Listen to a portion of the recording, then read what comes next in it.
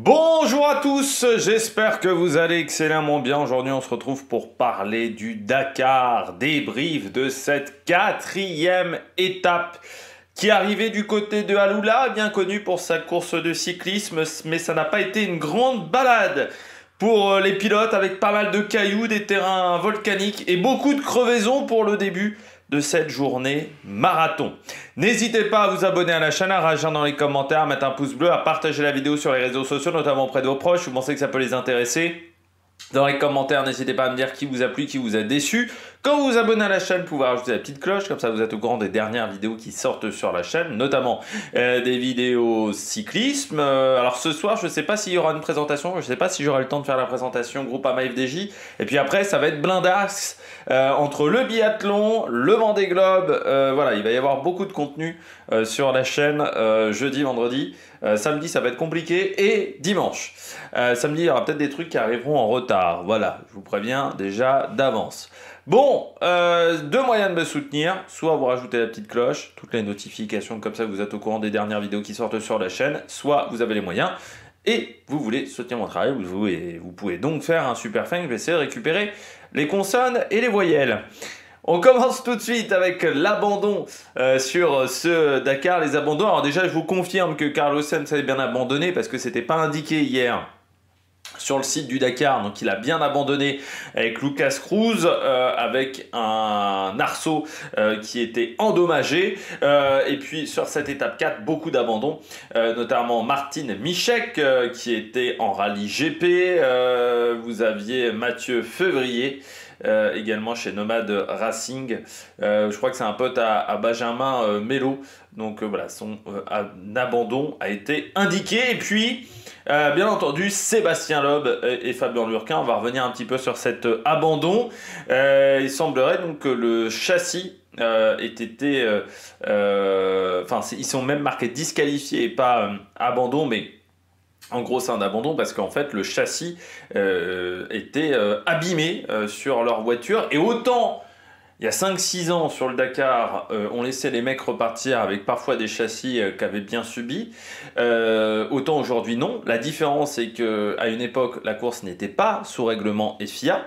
Elle n'était pas dans la Coupe du Monde de Rallye Raid. Le Dakar pendant très longtemps n'a pas été dans la Coupe du Monde des Rallye Raid pour des questions d'organisation avec la FIA, hein, très clairement. Aujourd'hui, elle refait partie de cette Coupe du Monde des Rallye Raid, ce qui fait que ce sont les règles FIA qui s'appliquent et que la FIA ne déconne plus avec les arceaux. Depuis des années, hein, ils déconnent plus avec la solidité des châssis, que ça soit en Formule 1, que ça soit dans plein de disciplines. Maintenant, quand le châssis, en 24 heures du Mans aussi, hein, quand le châssis a subi un choc, normalement c'est compliqué. Et si c'est déjà pas passé pour Carlos Sainz, qui je pense s'est pris un crash à moins haute vitesse que Sébastien Loeb, je vois pas comment ça serait passé pour Sébastien Loeb, parce que là j'ai pas trop compris ce que faisaient Daniel Elena et les autres là sur la chaîne équipe en disant oh bah non, le crash c'était pas un gros crash, le châssis il a pas dû être morflé, le mec il se crash à 180 km/h, il fait une toupie, il fait 3-4 tonneaux. Alors que Carlos Sainz, de l'impression que j'ai, a fait quand même beaucoup moins de tonneaux, et c'est surtout qu'il est tombé dans une compression de dune. Là, la voiture, elle est partie en toupie complet du côté de Sébastien Loeb. Donc, si ça passait pas pour Carlos Sainz, je vois pas pourquoi ça passait du côté de Sébastien Loeb. Le souci, c'est qu'aujourd'hui, il n'y a pas de possibilité de réparer un châssis. Bon. Après, est-ce que réparer un châssis, il n'y a quand même pas un endroit qui est moins solide? Vous n'avez pas un endroit qui est moins solide? Ça, c'est une grande question. Mais il faudrait peut-être avoir la possibilité d'avoir un châssis de secours ou d'avoir des possibilités de réparer, quitte à se prendre une pénalité de 10 minutes, hein, de 10 minutes, 20 minutes, 30 minutes, je ne sais pas, mais que ça soit prévu du côté du règlement. Après, encore une fois, les règles sont les mêmes pour tout le monde. Si ça passe pas pour Carlos Sainz, bon, ça passe pas pour Loeb. Je trouve quand même que du côté de Dacia, ils en ont fait des caisses. Du côté de la chaîne L'équipe, ils en ont fait des caisses. On voit bien que c'est Sébastien Loeb et c'est pas n'importe quel mec. Mais c'est lourd parce qu'en gros, bon, il a fait une erreur. C'est vrai que ça lui coûte très cher. Mais voilà, les règles sont comme celle-là. Il le savait avant le départ aussi, que la FIA déconne plus avec les châssis, parce que encore une fois ça fait depuis quelques temps, aussi en rallye, hein, classique en WRC, ils déconnent plus dès que les châssis sont un peu touchés, donc il fallait l'anticiper aussi du côté de Sébastien Loeb. Bon, après, voilà, encore une fois, c'est une erreur de pilotage d'hier, comme d'autres auraient pu la faire. Voilà, il n'a pas vu un trou. Il semblerait que la note n'était pas marquée comme un endroit très dangereux.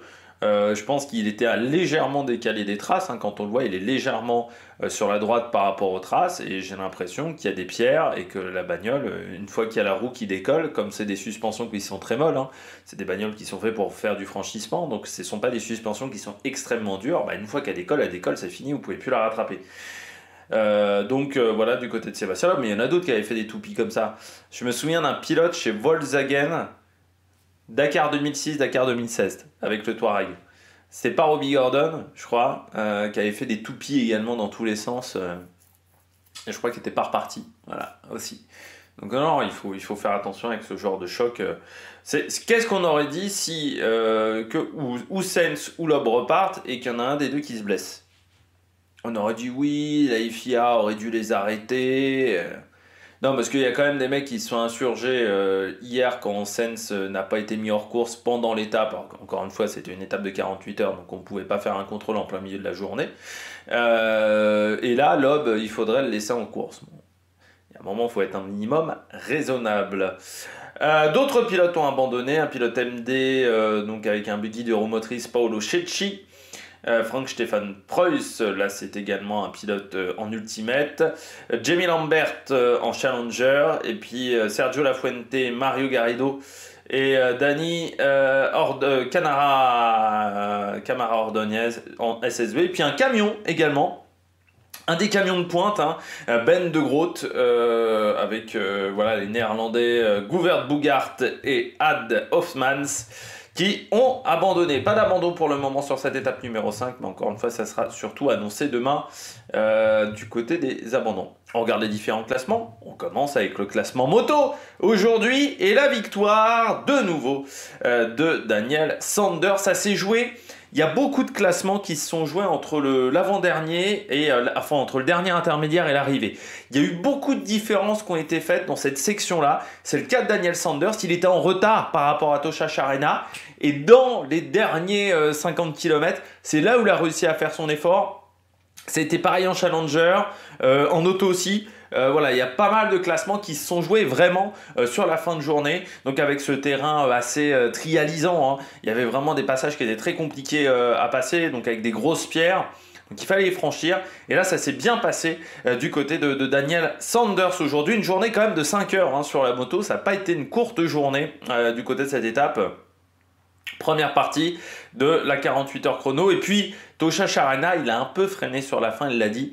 Ce qui va obliger demain Daniel Sanders à ouvrir.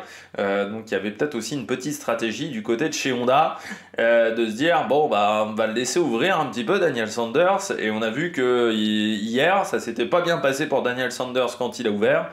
Donc peut-être que voilà, Tosha Charena, c'était un peu l'idée. Belle journée pour les deux parce qu'il colle quand même 7,50 à Ignacio Corniero qui fait sa meilleure journée avec l'Aero.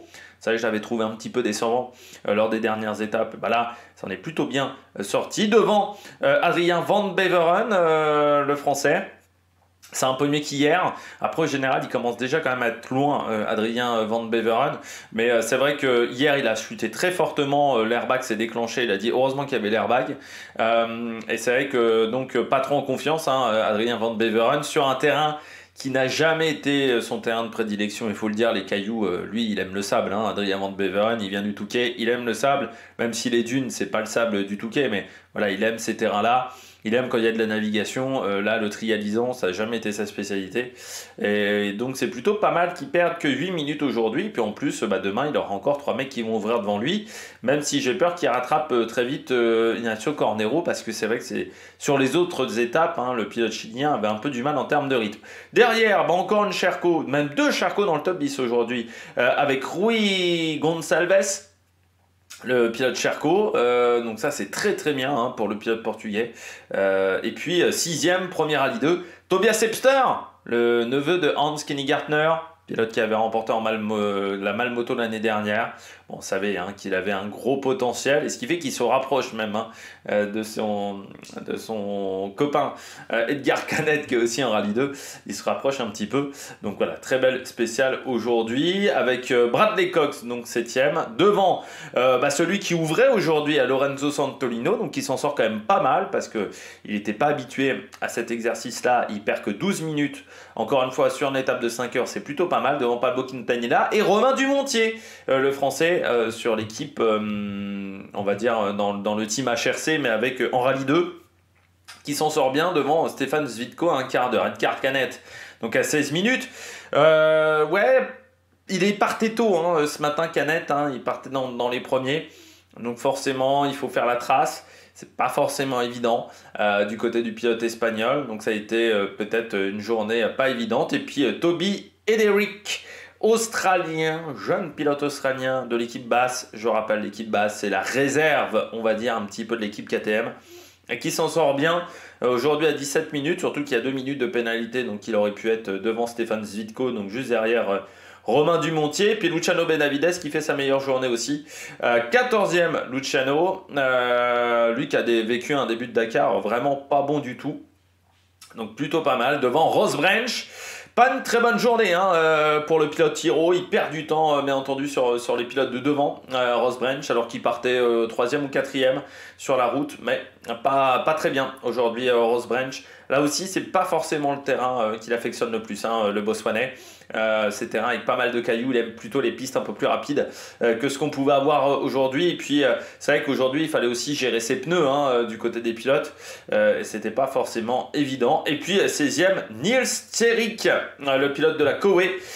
Toujours devant son leader Mason Klein, avec un très très beau rythme. Devant Ricky Brabec et Skyler Hobbs, qui ont perdu du temps. Ricky Brabec qui n'était pas satisfait de sa journée du tout et qui était même un petit peu dépité. Il se disait ouais là aujourd'hui j'ai perdu beaucoup de temps, je sais pas si je pourrais refaire mon retard du côté de Ricky Brabec. Donc voilà, et puis Skyler Hobbs aussi, les deux voilà se sont perdus. Il n'y avait pas tant de navigation que ça, mais il y avait des rios, enfin des sortes de canyons, voilà hein, pour vous dire. Et les canyons c'est très compliqué, c'est que si vous rentrez pas par le bon côté du canyon, eh bien, vous vous perdez complet. Et vous pouvez rester là pendant 25, 30 minutes, 40 minutes, complètement perdu et pas savoir comment ressortir du canyon, et voire même à rater un waypoint.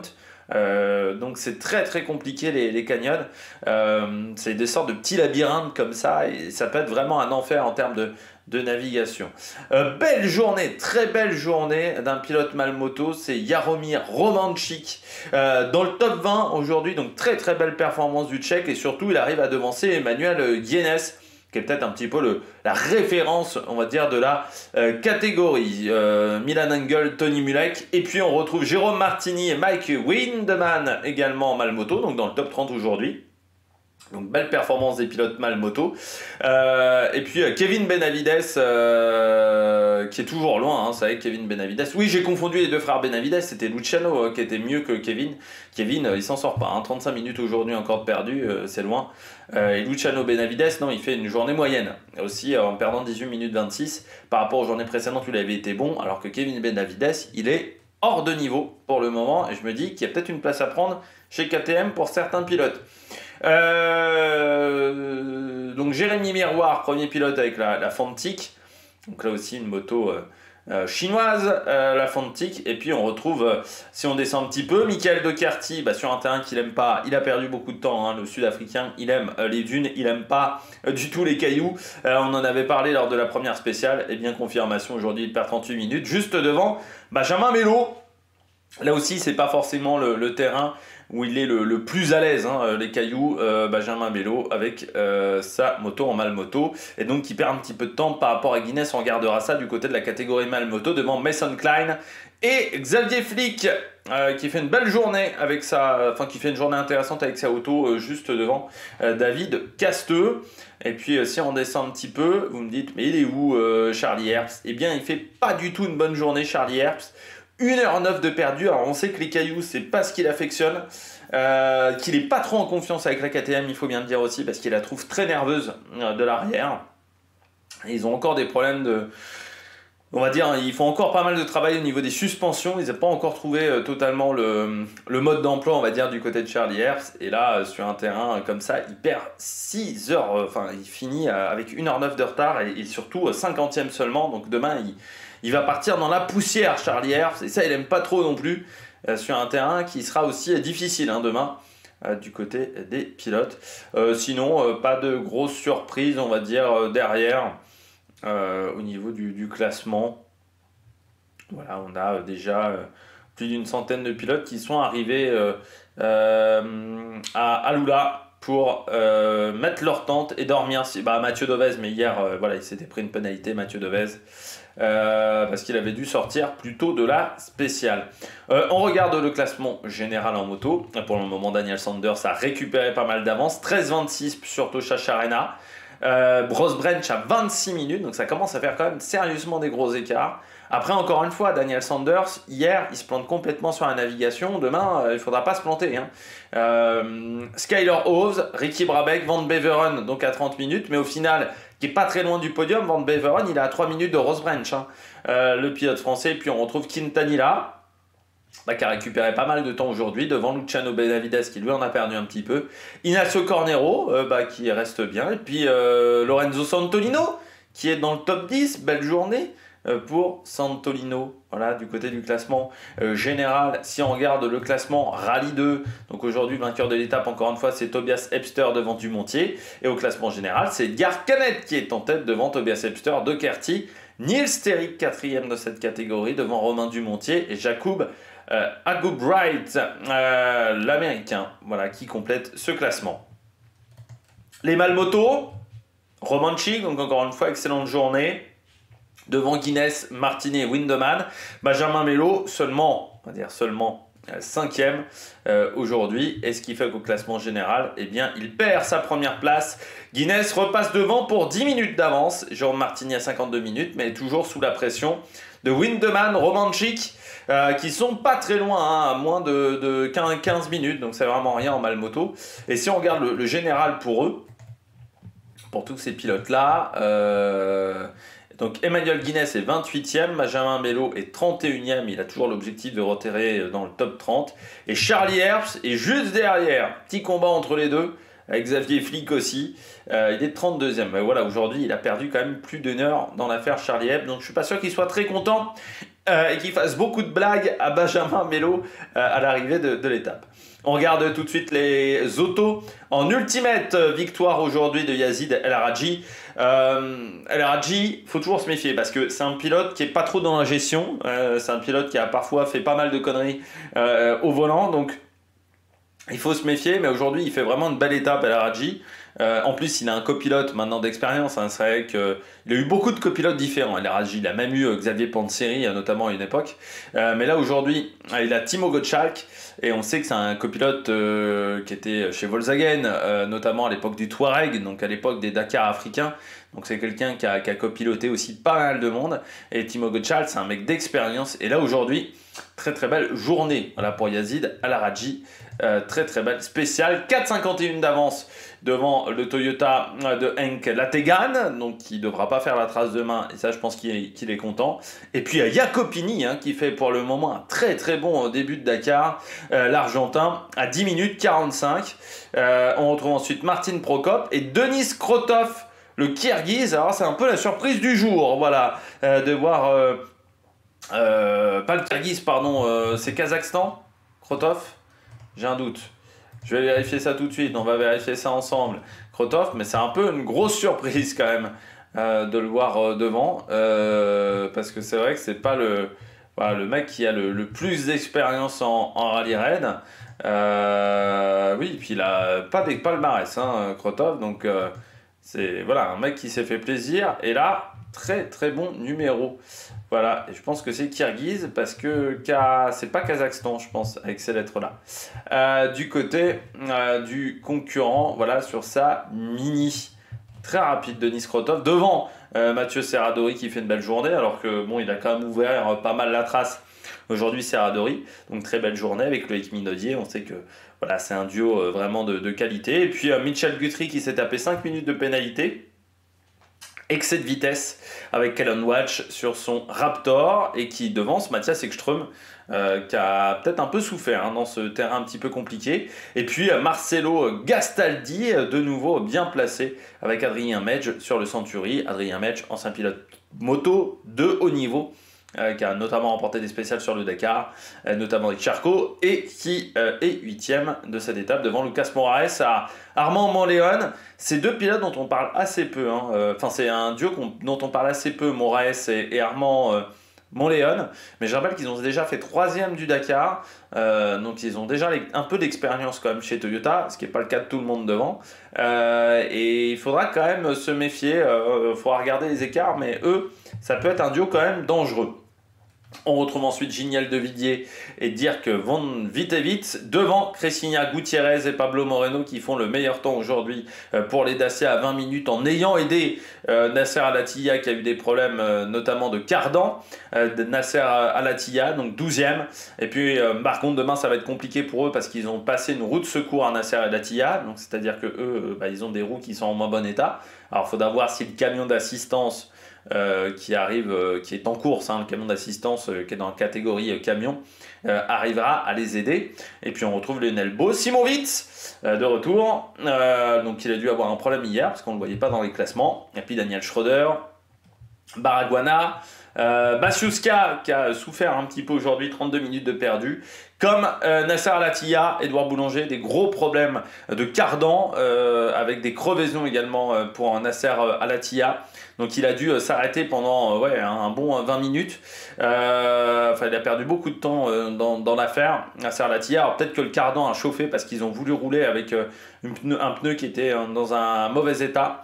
Mais ça a été très compliqué, ça fait beaucoup de temps de perdu pour Nasser Al-Attiyah aujourd'hui. Et le Dacia Sandrander qui fait ses maladies de jeunesse, comme on dirait, avec pas mal de problèmes. Encore une fois, c'est un modèle récent qui vient de sortir, donc forcément il y a des soucis. Et puis avec Sébastien Loeb qui a abandonné, ils vont ramener quand même beaucoup moins d'informations à Dacia aussi, le duo Sébastien Loeb, Fabien Lurquin. Guerlain-Chicherit 22e.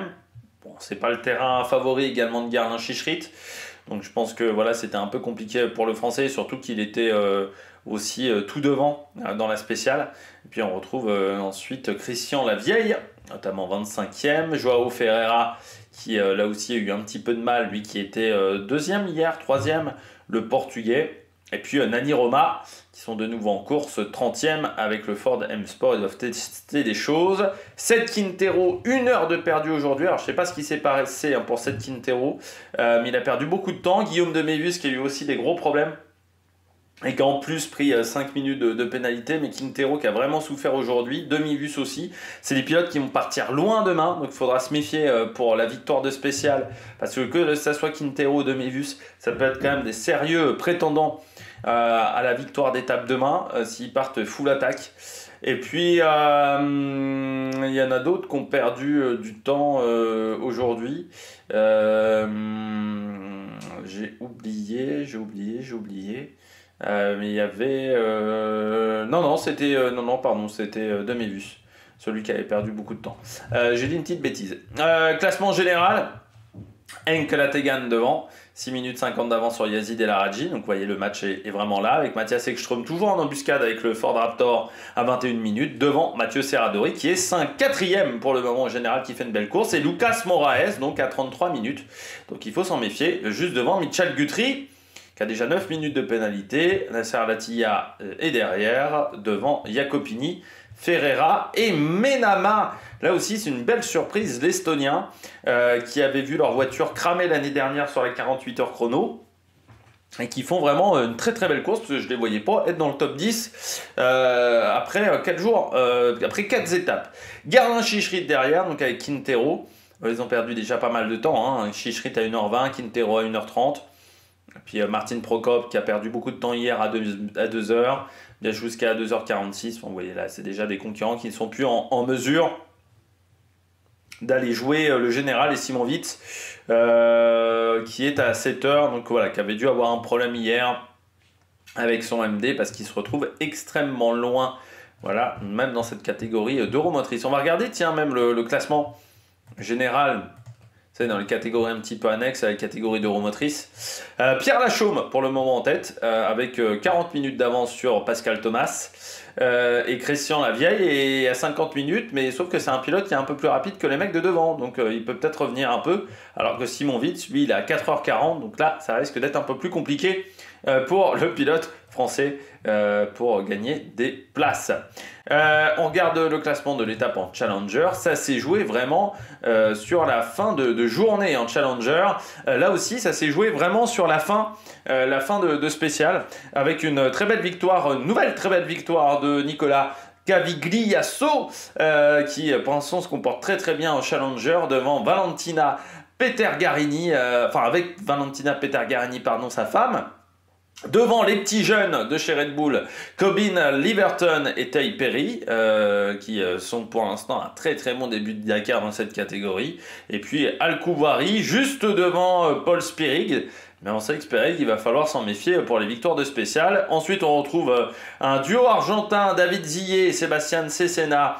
Ça, c'est la bonne surprise du jour, devant Gonçalo Guerrero. Et puis, il y a des pilotes qui ont perdu du temps aujourd'hui. Pau Navarro, 22 minutes de perdu pour le jeune concurrent espagnol. Dania Kiel, également 52 minutes de perdu. Elle qui était très très bien placée au général.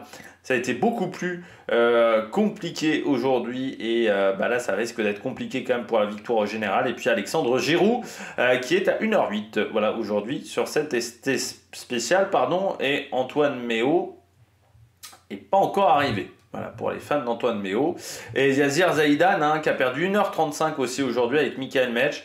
Lui, il a un Dakar vraiment très très compliqué. Alors soit ils ont roulé un petit peu en retrait pour tenter de récupérer la victoire de spécial demain, mais c'est compliqué leur Dakar aux deux, au duo saoudien français, parce que c'est pas simple. Du côté du général, pour le moment, Cavigliasso est en tête avec désormais 25 minutes d'avance sur Oliver Bupton.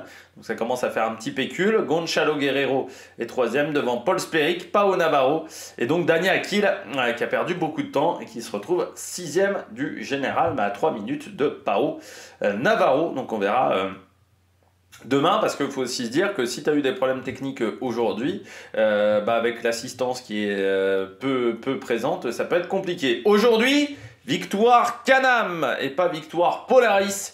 Parce que Xavier de Soultret a eu des problèmes pendant 1 heure, il a dû mécaniquer. Donc Sarah Price et Sean Berryman qui s'imposent sur le Can-Am devant Chaleco, deuxième, et Brock Eger, donc qui prend la tête du général, le rookie américain.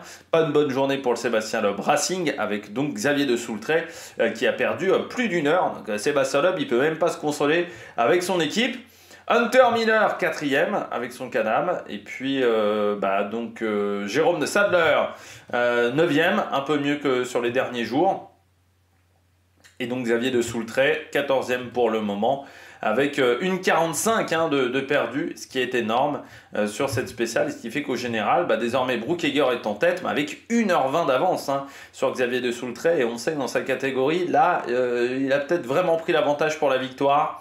À part gros soucis dans la deuxième semaine, il a vraiment une énorme marge. C'est vraiment la catégorie où pour le moment on a le moins de suspense. Pour le moment les SSV, l'année dernière c'était les camions.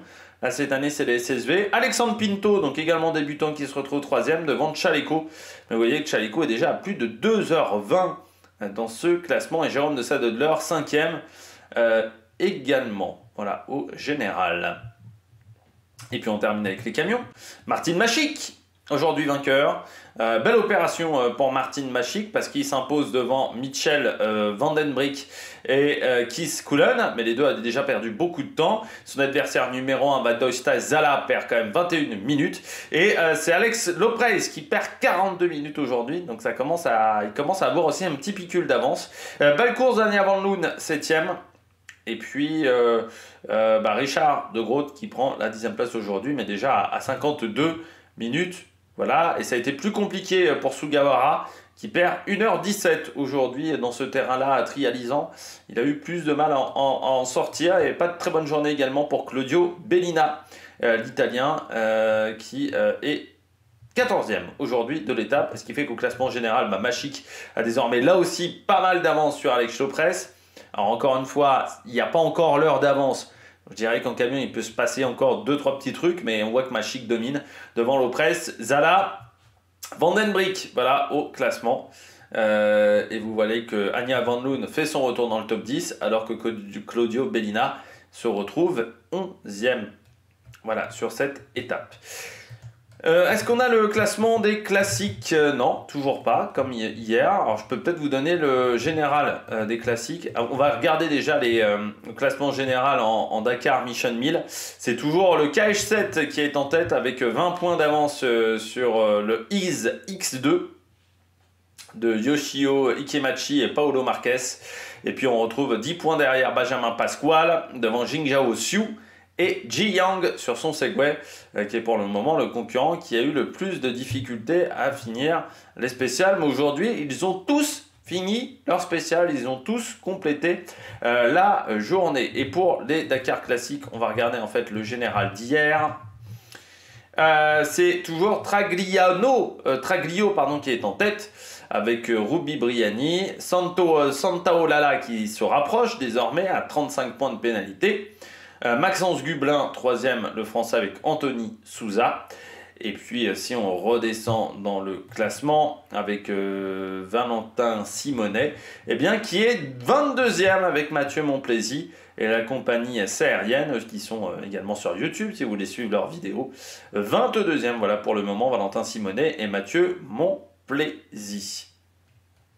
Et Perez Companc, eh bien pour le moment il est 25e, voilà, pour ceux qui se souviennent de sa carrière en rallye de la famille Perez Companc, hein, qu'on voyait beaucoup en rallye. Ils avaient même une voiture à l'époque de quand M-Sport avait une équipe privée en rallye, en WRC vers 2007-2008, dans ces années-là.